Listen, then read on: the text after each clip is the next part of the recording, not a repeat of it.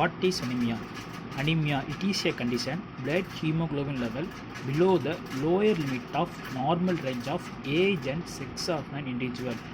அதாவது haemoglobin level normal limit கீழே குறைஞ்சிச்சின்னா anaemia வரும்.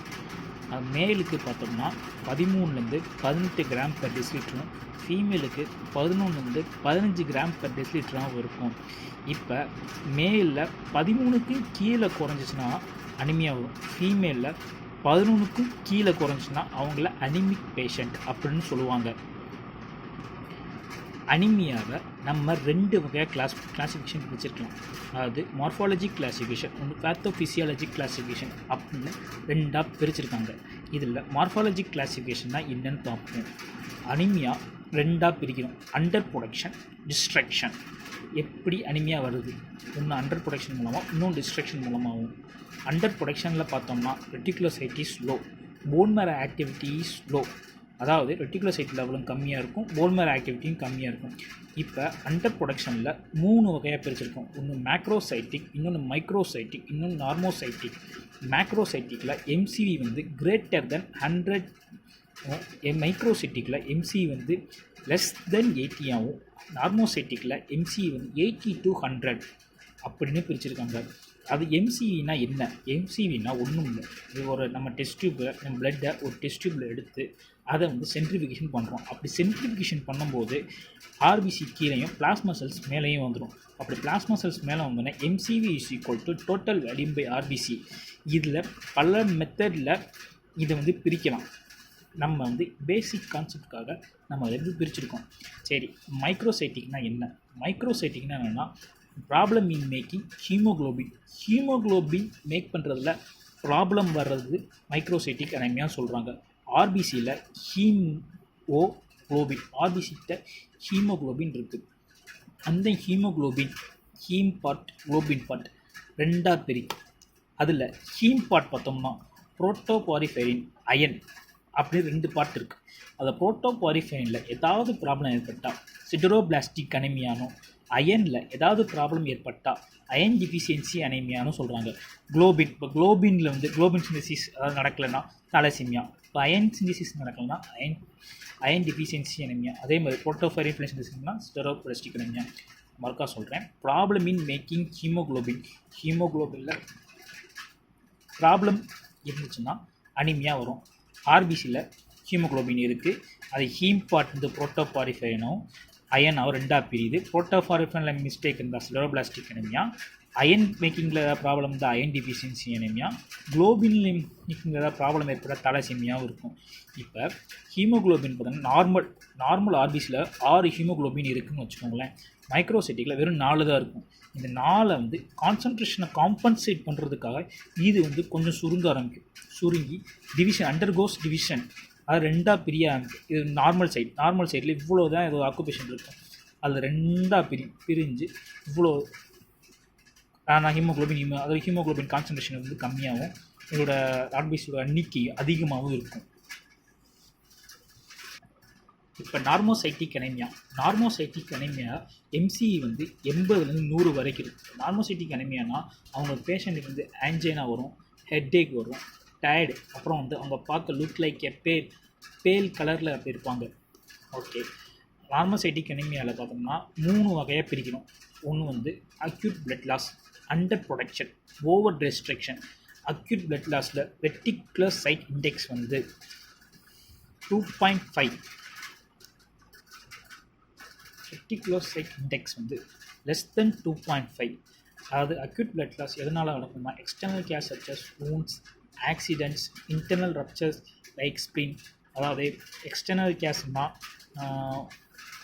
வூண்ட்ஸ், கையில் புண்ணோ இல்லை வந்து கத்தியால் கீழ்ச்சினாலோ ரத்தம் ஒழுக ஆரம்பிக்கும். அதே இது இன்டர்னல் ரப்சர், அது ஸ்ப்ளீனில் வந்து ரப்சர் ஆகிறதோ இதனால் ஹைப்போவால்மிக் ஷாக் நடக்க ஆரம்பிக்கும். அதனால் ஆர்பிசி எல்லாம் வெளியேற ஆரம்பிக்கிறதுனால அது நார்மோசைட்டிக் அனீமியா வரும். அதே இது அண்டர் ப்ரொடக்ஷனில் பார்த்தோம்னா அயன் டிஃபிஷியன்சி அனீமியா வந்து நார்மோசைட்டிக்லேயும் வரும். அயன் டிஃபிஷியன்சி அனீமியா வந்து நார்மோசைட்டிக்லேயே வரும், மைக்ரோசைட்டிக்லேயும் வரும். நார்மோசைட்டிக்கில் அயன் டிஃபிஷியன்சி அனிமியாவோட vitamin B12 and folate deficiency இருந்தால் அயன் டிஃபிஷியன்சி அனிமியா அது ரெண்டு ஓட சைஸ் வந்து நியூக்ளியஸ் ஆகி நார்மோசைட்டிக்கா அப்படிங்கிறோம். அப்புறம் வந்து மெலிக்னன்சி, க்ரோனிக் ரீனல் ஃபெயிலியர், அப்புறம் இந்த ஏப்ளாஸ்டிக் அனிமியா, அப்புறம் வந்து ரெட்டிகுலோசைட்டோட இண்டெக்ஸ் வந்து லெஸ் தென் 2.5. அதே இது ஓவர் டெஸ்ட்ரக்ஷன்னா ஆர்பிசி வந்து டிஸ்ட்ரக்ஷன் ஆகிறதுனால அதனால் ரெட்டிகுலோசைட் இண்டெக்ஸ் வந்து கிரேட்டர் தென் 2.5. ஹீமோலைசிஸ் நடக்கலாம், அதனால் ஆன்டிபாடிஸ்னால. அப்புறம் வந்து சினோட்டிக் யூரெட்டிக் வால், சிக்கிள் செல் அனிமியா, ஸ்பீரோசைட்டோசிஸ், அப்புறம் வந்து pyruvic kinase deficiency, G6 protein deficiency இதனால் நடக்கிறதுனால இந்த மாதிரி ஓவர் டிஸ்ட்ரக்ஷன் அந்த மாதிரி நார்மோசைட்டிக் அனிமியா வரும். இப்போ வந்து மேக்ரோசைட்டிக் அனிமியான்னு பார்க்குறதுக்கு முன்னாடி மெகலோபிளாஸ்டிக் அனிமியானா வேணும்ல, அது மெகலோபிளாஸ்டிக் அனிமியானா என்னன்னு அப்படின்னு தான் பார்க்க போகிறோம். அதாவது type of anaemia distinct cytology and functional abnormality in bone marrow due to impaired DNA synthesis. DNA synthesis பண்ணுறதுல ஏதாவது மாறுபாடு ஏற்பட்டால் இந்த அனிமியா வர வாய்ப்புகள் இருக்குது. மெகலோபிளாஸ்ட்னா என்னென்னா an unusual large precursor of RBC. இது ரொம்ப நார்மலோட ரொம்ப பெருசாகவும் இருக்கும். ஆர்பிசிக்கு கொஞ்சம் முன்னோடியான செல்லாகவும் இது விளங்குது. விட்டமின் B12 ஃபோலேட் டெஃபிஷியன்சினாலையும் இந்த மெகலோபிளாஸ்டிக் அனிமியா வருது. இந்த ஆர்பிசி, WBC இதெல்லாம் வந்து போன் மேரோவில் ஃபார்ம் ஆகும். இந்த stem cell of the bone marrow is differentiated into platelets, RBC, WBC extra. Bone marrow உள்ள ஸ்டெம் செல்ஸ் டிஃப்ரென்ஷியேட் நடந்து பிளேட்லெட்ஸாகவோ RBCயாகவோ WBCயாகவோ இதாகுது. Precursor of RBC in bone marrow is erythroblast. இது வந்து இப்போ ஆர்பிசியோட போன் மேரோவில் இருக்கிற ஆர்பிசிக்கு ஒரு முன்னோடியாக விளங்குறது வந்து எரித்ரோபிளாஸ்ட். இது நார்மலாக இருந்தால் அது நார்மோபிளாஸ்ட்னு சொல்லுவாங்க. இது அன்யூஸ்வல் லார்ஜாக இருக்காங்க மெகலோபிளாஸ்ட் அப்படிங்கிறாங்க. இதோட சைஸை பார்த்தோம்னா லார்ஜர் தென் நார்மோபிளாஸ்ட். இதோட நார்மல் ஆர்பிசியோட இது கொஞ்சம் பெருசாகவும் இருக்கும்.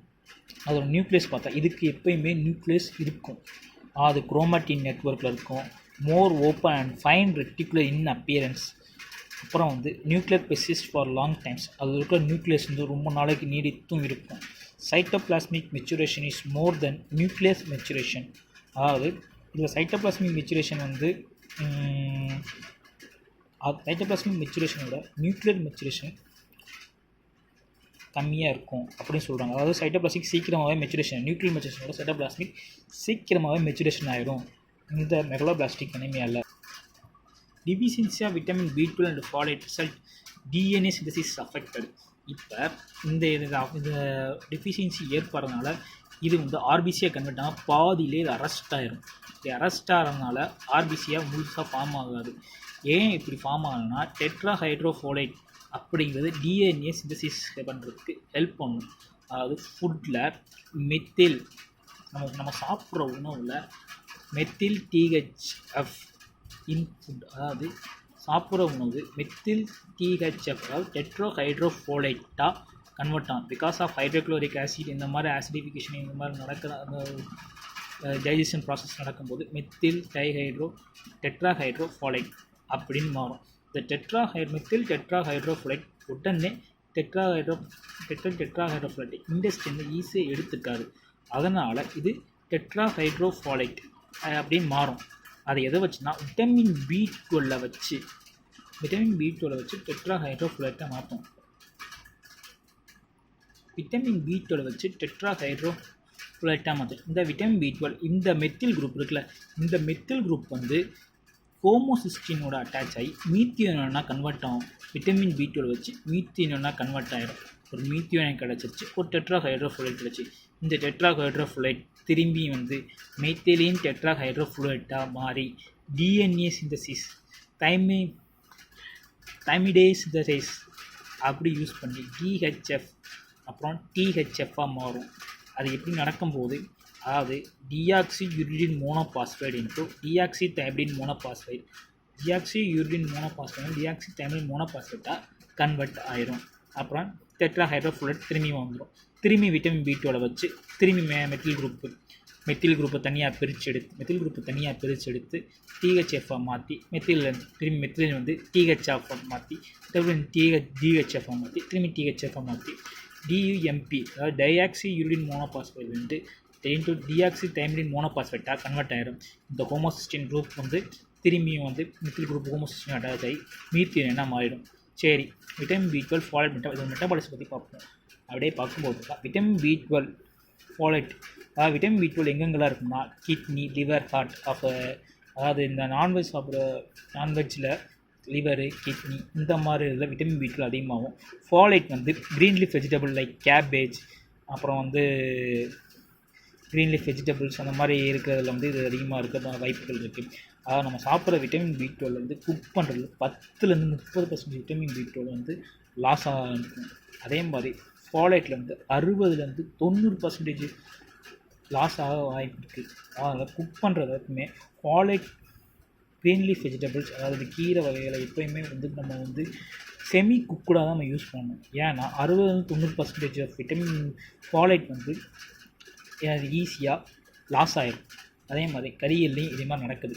டெய்லி ஒரு நாளைக்கு வந்து 2-4 மைக்ரோகிராம் ஃபாலேட் வந்து 200 மைக்ரோகிராம், ஆனால் எடுத்துக்கிறது வந்து 5-30 மைக்ரோகிராம். ஏன்னா metabolism first pass metabolism bioavailability அதை சாப்பிட்றது உடனே இதுக்கு போய் சேராது. கொஞ்சம் கொஞ்சமாக பிரேக் டவுன் ஆகி இது பண்ணுறதுனால அது வந்து 2-4 மைக்ரோகிராமாக கன்வெர்ட் ஆகும்.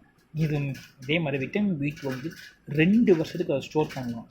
அதே இது ஃபாலேட் வந்து 4 மாதத்துக்கு ஸ்டோர் பண்ணி வச்சுக்கலாம். உடம்பு டிஷ்யூக்குள்ளே 4 மாதத்துக்கு ஸ்டோர் பண்ணி வச்சுக்கலாம். இப்படி விட்டமின் B12 எப்படின்னா நம்ம சாப்பிட்ற சாப்பாடு வந்து உண்மையில் நம்மளோட நம்ம சலைவாவில் இருக்கிற ஆர் பைண்டர் விட்டமின் B12 ரெண்டும் ஜாயிண்ட் ஆகி இன்டெஸ்டைனுக்குள்ளே போகும்.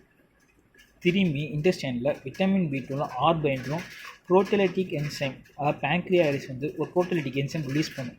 அந்த ரிலீஸ் பண்ணோடனே ஆர் பைண்டரும் விட்டமின் B12 ரெண்டும் பிரிஞ்சிடும். அது விட்டமின் B12 ஆர் பைண்டரும் பிரிஞ்சதுக்கப்புறம் விட்டமின் B12 வந்து இன்ட்ரின்சிக் ஃபேக்டரோடு சேர்ந்துடும். அது எப்படி இன்ட்ரின்சிக் ஃபேக்டரோடு சேர்ந்தோம்னா ஸ்டொமக் வந்து பேரடைல் செல் மூலமாக இன்ட்ரின்சிக் ஃபேக்டர் ரிலீஸ் பண்ணும். இந்த விட்டமின் B12 இன்ட்ரின்சிக் ஃபேக்டரும் அப்சர்வ்டிங் இலியம் அதாவது இலியத்தில் அப்சர்வ் பண்ண ஆரம்பிக்கும். ஃபாலேட் அப்சர்வ்டிங் டியோனம் அண்ட் ஜுஜினம் விட்டமின் B12 வந்து இலியத்துலேயும் ஃபாலேட் வந்து டியோனம் அண்ட் ஜுஜினத்துலேயும் அப்சர்வ் பண்ணும். இந்த விட்டமின் B12 எத்தனை நாளாக வருது அப்படின்னு பார்த்தோம்னா இன்சஃபிஷியன்ட் டயட், போதுமான டயட் இல்லைன்னா இந்த விட்டமின் B12 போதுமான டயட் இல்லைன்னா இந்த மாதிரி அனிமியா மெகலோபிளாஸ்டிக் அனிமியா வரும். For not occur instantly. இந்த விட்டமின் B12 டெஃபிஷியன்சி உடனே வர வாய்ப்பு கிடையாது. அது 2-5 வருஷம். ஏன்னா 4 வருஷம் நம்ம இது ஸ்டோர் பண்ணிக்குது. அது 2 வருஷம் விட்டமின் B12 நம்ம டிஷ்யூ வந்து ஸ்டோர் பண்ணி வச்சுக்கும். உடனே எல்லாம் இந்த விட்டமின் B12 டெஃபிஷியன்சி வர வாய்ப்புகள் கிடையாது. டிஃபிஷியன்சி அக்கர்ஸ் இன் 4 months. அதாவது ஃபாலேட்டுக்கு வந்து விட்டமின் B12 டெஃபிஷியன்சி வந்து திரும்பி மெகலோபிளாஸ்டிக் அனிமியா 4 மாதத்துலேயோ 4 மாதத்துக்குள்ளேயோ அவங்களுக்கு திரும்பி வந்துருச்சுன்னா ஃபாலேட் டெஃபிஷியன்சி கன்ஃபார்மாக இருக்கும். அது சப்போஸ் வந்து ஃபாலேட் டெஃபிஷியன்சியாக இருக்கலாம். சப்போஸ் எல்லாமே நான் விட்டமின் B12 நல்லா சாப்பிட்றேன், விட்டமின் ஃபாலேட் டெஃபிஷியன்சி கீரை நல்லா சாப்பிட்றேன், ஆனால் நான் இன்னும் அனிமிக்காகவே இருக்கேன் அப்படின்னா அவங்களுக்கு வந்து இன்ட்ரின்சிக்